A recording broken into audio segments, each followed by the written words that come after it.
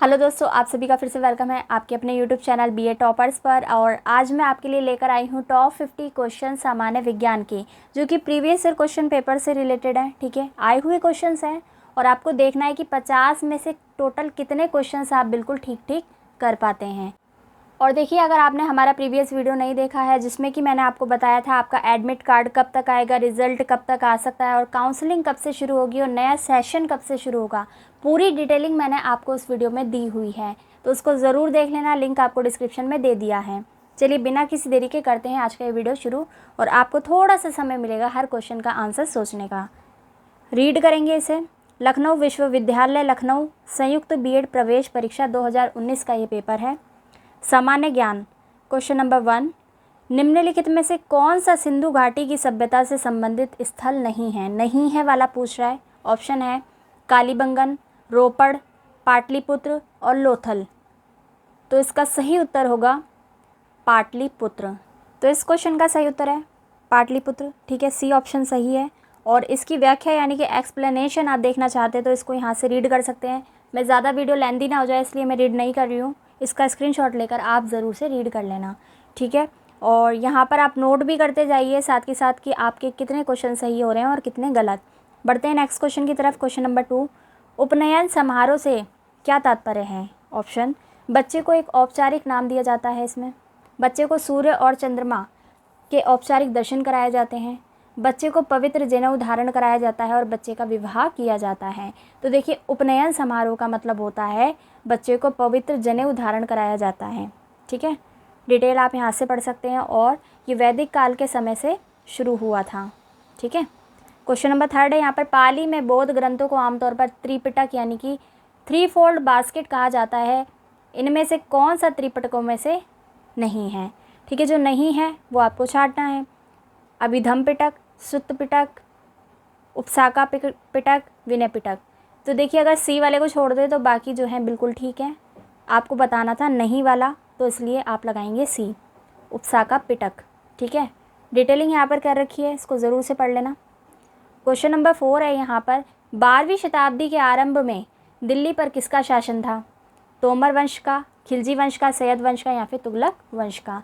तो देखिए, 12वीं शताब्दी के आरंभ यानी कि शुरुआत में था सैयद वंश का शासन। ठीक है, अब चलते हैं क्वेश्चन नंबर 5 की तरफ, जो कि राइट हैंड साइड पर है। इनमें से किसने अकबर की धार्मिक नीति की आलोचना की। ठीक है, यानी कि उसके विरोध में बोला। कौन थे। फैज़ी ने, अबुल फजल ने, बदायूनी ने या फिर इनमें से कोई नहीं। तो देखिए, अकबर की धार्मिक नीति जो थी उसकी आलोचना की थी बदायूनी ने। इनके बारे में आप डिटेल में यहाँ से पढ़ सकते हैं। क्वेश्चन नंबर 6 है, वास्को डी गामा किस वर्ष कालीकट में उतरा। 1234 में, 1661 में, 81 में, 1394 में और 1498 में। तो देखिए, वास्को डी गामा आया था 1498 में। ठीक है, क्वेश्चन नंबर 7, स्वामी दयानंद सरस्वती ने किस शहर में पहली बार 1875 में आर्य समाज की स्थापना की थी। बॉम्बे में, अहमदाबाद में, पुणे में या फिर कलकत्ता में। तो देखिए, इस क्वेश्चन का सही उत्तर होगा बॉम्बे, जिसे कि अब मुंबई के नाम से जाना जाता है। इसकी व्याख्या आप यहाँ से पढ़ लीजिएगा। क्वेश्चन नंबर 8 है, डैश भारत में राजनीतिक सुधारों के लिए आंदोलन शुरू करने वाले भारतीय नेता थे। ठीक है, कौन थे। सुब्रमण्यन अय्यर, राजा राम मोहन राय, आनंद चार्लू, महात्मा गांधी। तो इसका सही उत्तर होगा बी, राजा राम मोहन राय। डिटेल में आप ज़रूर पढ़िएगा इनके बारे में। क्वेश्चन नंबर 9 है, महात्मा गांधी भाप से चलने वाले जहाज़ एसएस सफारी द्वारा दक्षिण अफ्रीका के डैश पहुँचे थे। कौन सी जगह पहुँचे थे दक्षिण अफ्रीका के।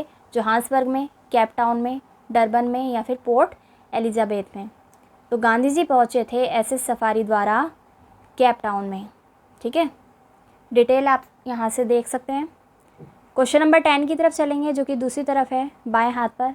निम्नलिखित में से किसने पहले 1935 में संविधान सभा का सुझाव प्रस्तावित किया। ऑप्शन है नेहरू ने, गांधी ने, जेपी नारायण ने या फिर एमएन राय ने।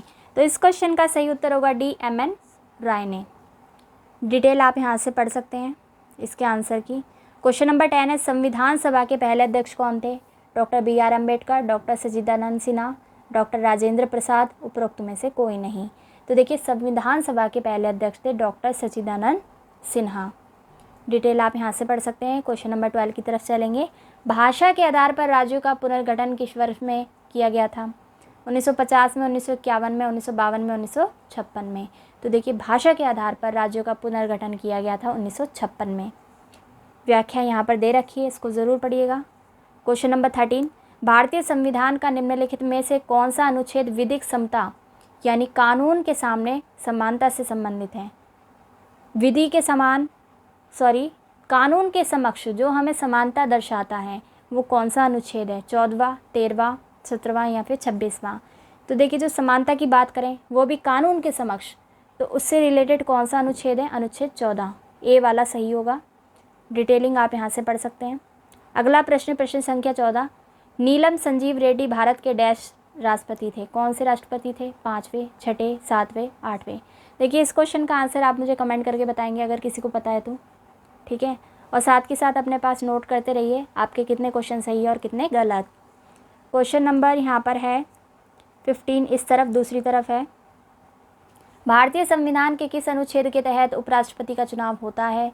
अनुच्छेद 54, अनुच्छेद 63, अनुच्छेद 66 या फिर अनुच्छेद 74? तो देखिए भारतीय संविधान के अनुच्छेद 66 के तहत होता है उपराष्ट्रपति का चुनाव। याद रखिएगा, सी वाला इसमें सही होगा, ठीक है। यहाँ से आप पढ़ सकते हैं इसके बारे में। 16वां प्रश्न है, लोकसभा की सदस्यता के लिए उम्मीदवारों की न्यूनतम यानी कि कम से कम आयु क्या निर्धारित की गई है? 21 वर्ष, 25 वर्ष, 18 वर्ष या फिर 30 वर्ष? तो देखिए जो कम से कम आयु है वो है 25 वर्ष। किसके लिए? लोकसभा की सदस्यता ग्रहण करने के लिए। डिटेल आप यहाँ से पढ़िएगा, ठीक है। क्वेश्चन नंबर 17 की तरफ चलते हैं। भारत के केंद्रीय मंत्रिमंडल में अधिकतम कितने मंत्री हो सकते हैं? ऑप्शन, लोकसभा की कुल संख्या का 15%, लोकसभा की कुल संख्या का 10%, लोकसभा की कुल संख्या का 5%, लोकसभा की कुल संख्या का 20%। तो सही उत्तर होगा लोकसभा की कुल संख्या का 15% केंद्रीय मंत्रिमंडल में मंत्रियों की संख्या हो सकती है, ठीक है। यहाँ से इसको रीड करेंगे आप। क्वेश्चन नंबर 18 है, भारत में किसी राज्य के राज्यपाल का नियुक्ति प्राधिकारी निम्नलिखित में से कौन होता है? यानी कि राज्यपाल की नियुक्ति कौन करता है? बेसिकली अगर आप सिंपल लैंग्वेज में इसे समझेंगे तो ये कुछ इस तरीके से कि राज्यपाल की नियुक्ति किसके द्वारा की जाती है? भारत के प्रधानमंत्री के द्वारा, संबंधित राज्य के मुख्यमंत्री के द्वारा, भारत के राष्ट्रपति के द्वारा, भारत के प्रधानमंत्री की अध्यक्षता में केंद्रीय मंत्रिमंडल के द्वारा। तो इसका सही उत्तर होगा भारत के राष्ट्रपति के द्वारा भारत के किसी भी राज्य के राज्यपाल की नियुक्ति की जाती है, ठीक है। डिटेल आपको यहाँ पर बहुत ही अच्छे तरीके से दी हुई है, इसको ज़रूर पढ़िएगा। 19वां क्वेश्चन इस तरफ है, भारतीय राज्यों में मुद्रा बिल होने के लिए एक बिल को कौन प्रमाणित करता है? राज्य विधानसभा का अध्यक्ष, राज्य वित्त मंत्री, राज्य का राज्यपाल या फिर उच्च न्यायालय के प्रमुख न्यायाधीश? तो इस क्वेश्चन का सही उत्तर होगा ए, राज्य विधानसभा का अध्यक्ष, ठीक है। डिटेलिंग आप यहाँ से पढ़ सकते हैं। क्वेश्चन नंबर 20 इसी के नीचे है, भारत में महिलाओं के लिए आरक्षण उपलब्ध है? किसमें? लोकसभा में, राज्य विधानसभाओं में, पंचायती राज निकायों में, उपरोक्त सभी स्थानों पर? तो इस क्वेश्चन का सही उत्तर हो जाएगा सी, पंचायती राज निकायों में, ठीक है। भारत में महिलाओं को आरक्षण दिया गया है। क्वेश्चन नंबर 21 है, 21 जून को दोपहर को सूर्य की स्थिति एकदम सिर के ऊपर कहाँ पर होती है? भूमध्य रेखा पर होती है, 23.5 डिग्री उत्तर पर, 23.5 डिग्री दक्षिण में, 66.5 डिग्री उत्तर में? तो देखिए 21 जून को दोपहर को सूर्य की स्थिति एकदम 23.5 डिग्री उत्तर में होती है। बी वाला बिल्कुल सही है। डिटेल आप यहाँ से पढ़कर इसको समझ सकते हैं। क्वेश्चन नंबर 22 है, ग्रीनलैंड कहाँ स्थित है? दक्षिण प्रशांत में, हिंद महासागर में, कैरेबियन सागर में या फिर उत्तरी अटलांटिक महासागर में? तो इसका सही उत्तर हो जाएगा डी, उत्तरी अटलांटिक में ग्रीनलैंड स्थित है।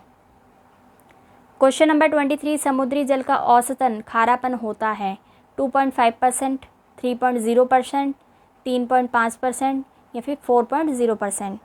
तो देखिए समुद्री जल का खारापन होता है 3.5%। क्वेश्चन नंबर 24 की तरफ चलेंगे, राइट हैंड साइड पर दिया गया है, विश्व में सबसे बड़ा गर्म रेगिस्तान कौन सा है? इसमें ध्यान रखिएगा भारत का नहीं पूछ रहे हैं, विश्व का सबसे गर्म रेगिस्तान पूछ रहे हैं। ऑप्शन दे रखे हैं आपको, थार, सहारा, गोबी या फिर मोजावे। तो विश्व का सबसे बड़ा रेगिस्तान है गर्म रेगिस्तान बी सहारा। क्वेश्चन नंबर 25 है, इनमें से कौन सा यूरोपीय देश है? बुल्गारिया, सूडान, बेनिन या फिर घाना। तो इनमें से ए जो है वो यूरोपीय देश है, बुल्गारिया यूरोपीय देश है। ठीक है, इसको पढ़ लीजिएगा यहाँ से। 26वां प्रश्न है, पेंटागोनिया कहाँ स्थित है? ऑप्शन है अर्जेंटीना में, ग्रीस में, मेडागास्कर में या फिर मंगोलिया में। तो पेंटागोनिया स्थित है अर्जेंटीना में, ए वाला सही होगा। क्वेश्चन नंबर 27 है, निम्नलिखित में से किस नदी का समागम अरब सागर में है? नर्मदा नदी का, गोदावरी का, कृष्णा का या फिर कावेरी का। तो देखिए अरब सागर में नर्मदा नदी का समागम होता है, इसको सही लगा लेंगे आप।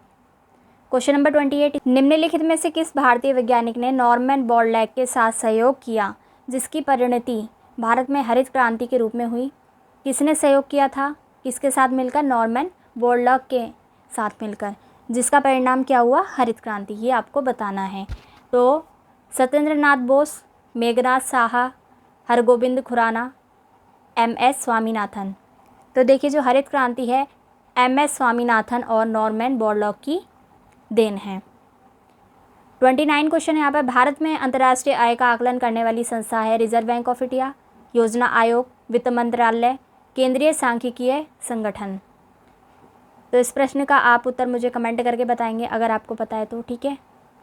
और 30 क्वेश्चन देखेंगे यहाँ पर, भारत में निम्न में से क्या अप्रत्यक्ष कर की श्रेणी में है? आयकर, सेवा कर, संपत्ति कर या फिर निगम कर।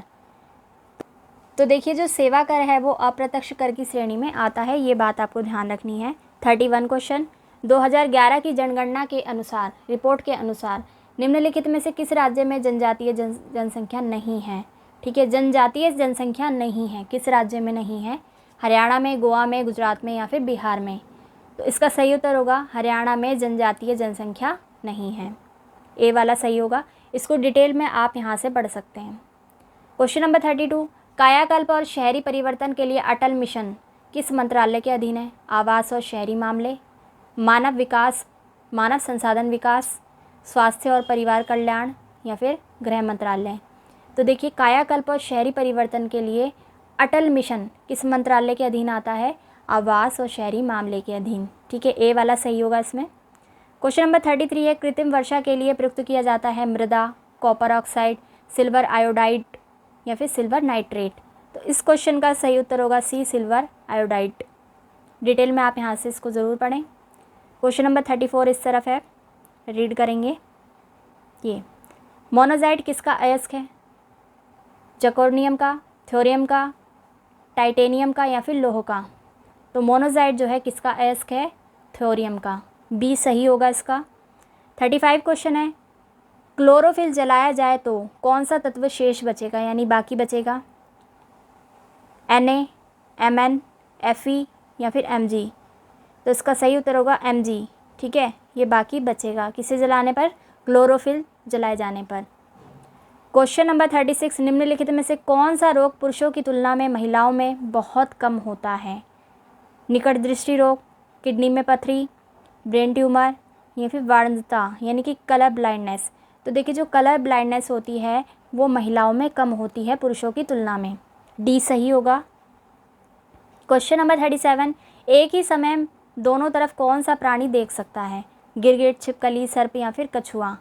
तो देखिए जो गिरगिट होता है वो एक ही समय में दो तरफ देख सकता है, ए वाला ठीक है इसका। 38 क्वेश्चन, निम्नलिखित अंगों में से कौन सा अंग पित्त रस का स्राव करता है? हृदय, मस्तिष्क, गुर्दा या फिर यकृत। तो इसका सही उत्तर होगा यकृत, और जो यकृत होता है वो पित्त रस का स्राव करता है। क्वेश्चन नंबर 39, लाल रक्त कणिकाएं शरीर के किस भाग में बनती है? यकृत में, अस्थिमज्जा में, वक्र में या फिर हृदय में। तो इस क्वेश्चन का आंसर आप मुझे कमेंट करके बताएंगे, और ये भी चेक करते रहेंगे साथ साथ कि 50 में से कितने सही आपने किए। क्वेश्चन नंबर 40 की तरफ चलते हैं, इस तरफ है, उच्छादन यानी कि अनावरण पर किसी पदार्थ का वायु से नमी का अवशोषण करने के गुण को कहा जाता है? प्रस्वेदन, शुष्कन, परासरण या फिर प्रस्फुटन। तो इसका सही उत्तर होगा उच्छादन। अनावरण पर किसी पदार्थ का वायु से नमी का अवशोषण का गुण क्या कहलाता है? प्रस्वेदन, ए वाला सही है। 41 क्वेश्चन ALU का विस्तृत रूप क्या है? Algebraic logic unit, algorithmic logic unit, arithmetic logic unit या फिर उपरोक्त में से कोई नहीं। तो देखिए ALU की फुल फॉर्म होती है अर्थमेटिक लॉजिक यूनिट।